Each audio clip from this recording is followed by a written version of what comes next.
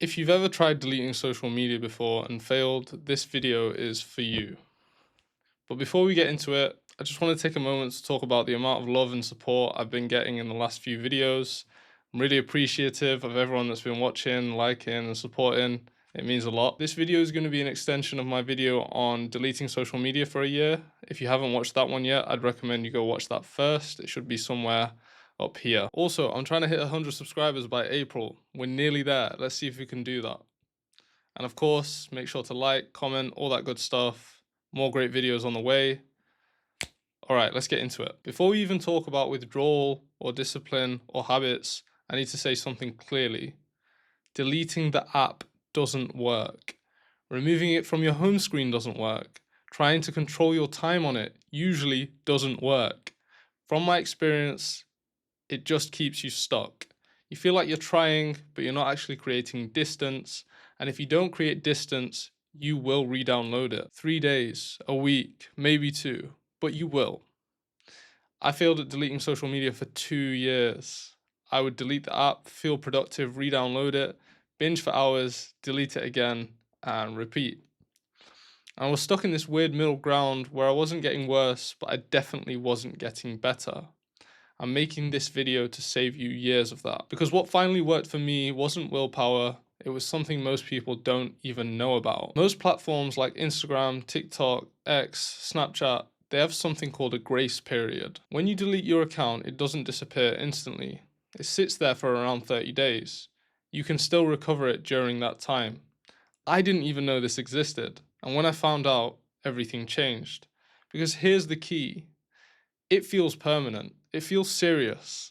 It sends a signal to your brain that this isn't just another uninstall. This is different.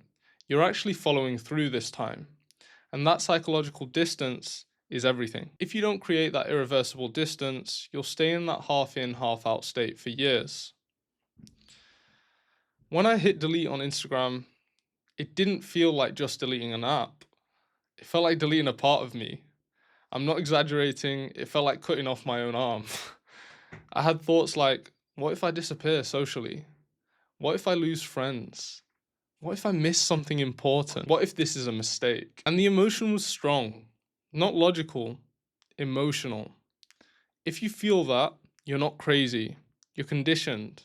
But this isn't anything to be ashamed of. Companies like Meta and Google spend billions designing these systems to keep you there. Infinite scroll, variable rewards, short form content, personalized algorithms. You're not weak for struggling. You are reacting exactly how a human brain reacts to something engineered to keep it hooked. Instead of fighting the urge, I ran an experiment. I deleted my account using the grace period, and every single time I felt the urge to check and go back, I wrote down the reason for it. In a journal, sometimes, or in my notes. Some of the examples, and by the way, this was a long time ago, so I really had to do some active recall. I want to see some of my friends' pictures. I don't want to miss out on what's going on online. I just want to check something quickly. I never argued with the thought, I just wrote it down. And at the end of the 3 weeks, a week before permanent deletion, I read them out loud to myself. They were small. None of them were urgent. None of them were life-changing. Most of them were silly. And that was the data. When emotion is strong, logic doesn't stand a chance. So you need evidence your brain can't deny. Not motivation, not discipline, you need data. By week 3, I didn't even wait for the 30 days. I just permanently deleted my Instagram. Let me be very honest. This is gonna suck at first. You will feel withdrawal. You will feel bored, flat, and restless. Your brain is used to constant dopamine spikes. And when you remove that stimulation, your baseline feels really low. That doesn't mean your life is worse. It just means your brain is recalibrating. I'm going to give you a brief description of what it felt like for me when I was doing this. Week 1, I had constant urges. Week 2 to 4, I was still tempted, had a bit more clarity. But after month 1, from months 2 to 3, I started feeling a bit more peace, less comparison, more contentment, more focus, more presence. If you can get through 1 month, you can do this long term. I genuinely believe that. But if you want the full benefit, give it a year. Most of us have had social media as long as we can remember, so trying to delete its effects on your mind will take time. Here's where I messed up. I deleted everything except YouTube. I still wanted to keep YouTube because I thought it still had value in my life, but then I became obsessed with it. I was spending the same time all on one app, especially shorts. Because YouTube had changed to keep up with the likes of TikTok and Instagram, you open the app on your phone, you're immediately on shorts. No more recommended page. So I would just scroll and scroll and scroll. I told myself it was better than the other apps, and in some ways it is. I listened to lectures, long form content, educational talks, podcasts, but I realized something. If you can't go a day without it, you don't control it. It controls you. So I deleted YouTube on my phone too. But then I started using it in the browser because addiction finds a way around. And up until this point, I was relying solely on willpower, but it wasn't working. I started using blockers, apps like OneSec and Opal. I really liked OneSec because it forced me to breathe for 10 seconds before opening an app, allowing me to refocus. It also has strict blocking, not like the Apple blocks that you can easily find a way around. You can block apps 24/7 and there's no way in.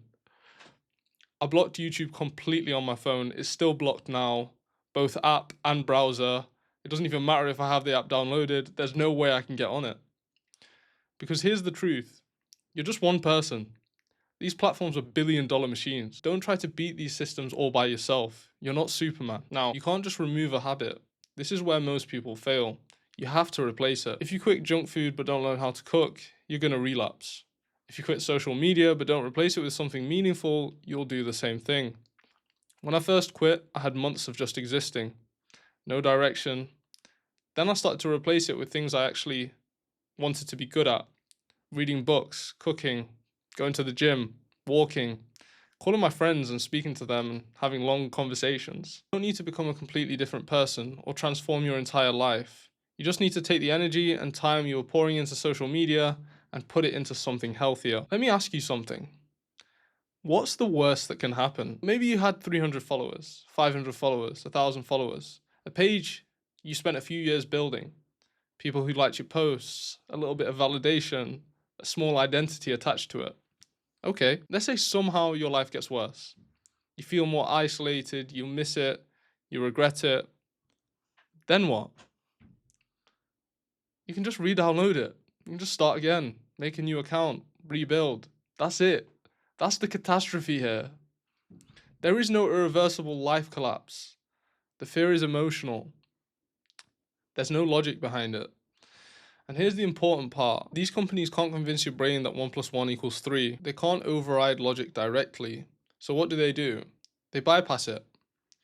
They convince you emotionally that 1 plus 1 doesn't equal 2. They make it feel like deleting an app is losing your identity, losing connection, and losing relevance. And sometimes emotion is louder than logic. That's why this whole process isn't about willpower. It's about creating distance, creating data, creating systems. Because once emotion cools down, logic wins. The truth is, I've never met someone who quit social media and said it ruined their life. But I have met a lot of people who say it improved it. It's not easy, it's not instant, but it is possible. And if you're serious about wanting peace, focus, and control over your own life, skip the middle ground. Go straight to the grace period. Collect your own set of data. Expect the withdrawal. Replace the habit, as I mentioned. Use blockers and whatever else you can find. And maybe, after that, everything will change. If you found this video useful, like, comment, subscribe. Let's get to 100 subscribers by April. If you have any questions, just ask in the comments. I'll reply. I'll see you all in the next video. Peace.